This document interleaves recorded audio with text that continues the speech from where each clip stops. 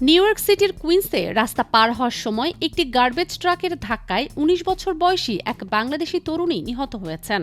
Police ও পরিবারের সদস্যরা এই তথ্য নিশ্চিত করেছেন।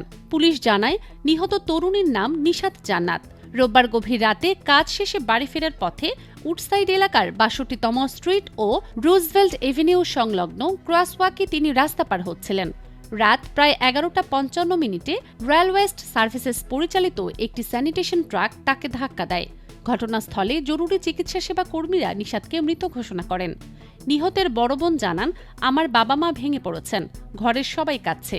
তিনি বলেন, নিশাত জামাইকার পারসন্স বুলেভার্গে একটি পার্কিং গ্যারেজে রিসেপশনিস্ট হিসেবে কাজ করতেন।